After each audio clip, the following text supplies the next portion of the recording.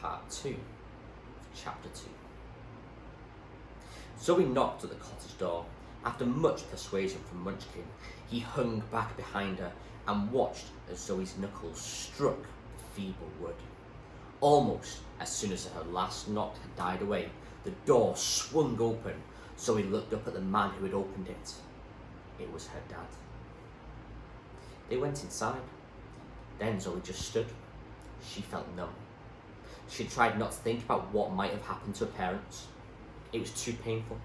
But sometimes, when she needed a little hope, she'd allowed herself to imagine finding them. In her mind's eye, she had seen this meeting several times. She would rush into their arms. They would all be crying and laughing. But now, Zoe just stood, feeling nothing. Munchkin, who had slipped in behind Zoe, tried to hide himself. He hung back in a corner, but it was a small room and even he couldn't disappear in it.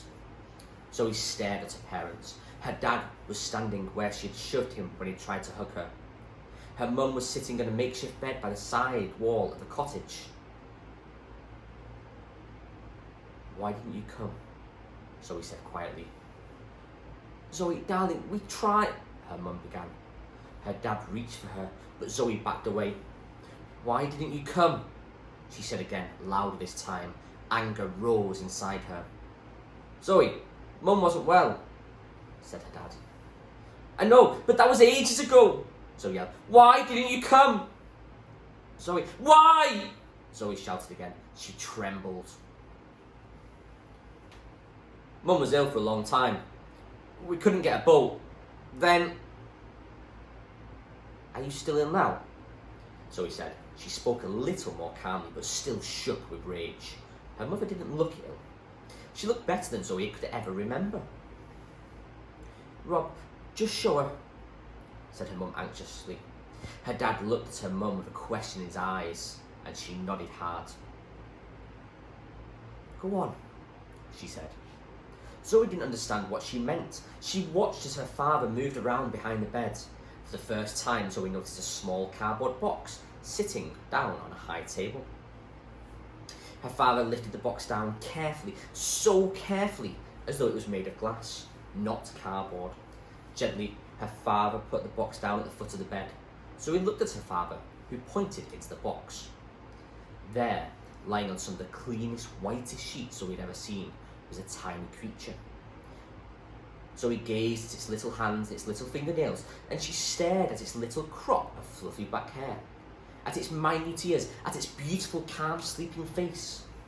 She looked up at her parents, but just for a second. "Oh, what?" Zoe began, but she couldn't speak. She looked at the baby again. "He's a him," said her dad, daring a slight smile. "Your baby brother, Zoe. I'm so sorry, there was nothing... Mum's quite old to have a baby. By the time we knew she was pregnant, we couldn't risk coming to get you. She was really ill. Then he came early and we didn't get down to the hospital in hope. It was touch and go." But Zoe wasn't listening. Tears were streaming down her face. One of them splashed onto the baby's tiny face, and he moved a hand a fraction, but he kept on sleeping. "He's so..." But she still couldn't find the words. Her mum got out of bed and put her arms around Zoe. "Do you like him?" Zoe nodded, biting her lip. "You don't hate him for stopping us finding you?" Oh no," she said. "He's lovely. I was so worried about how did you get here, Zoe?" asked her father. "I rode, and I ended up on an island and..." Zoe broke off, staring at the baby again. He snuffled slightly, but still kept on sleeping. "It was terrible," Zoe went on. "You went there, Mum's pendant, that island. I got stuck there and..." "That awful place," said her dad. "My God, we didn't dare go ashore. The people like that were animals. We could tell that from the boat." "Animals," Zoe echoed.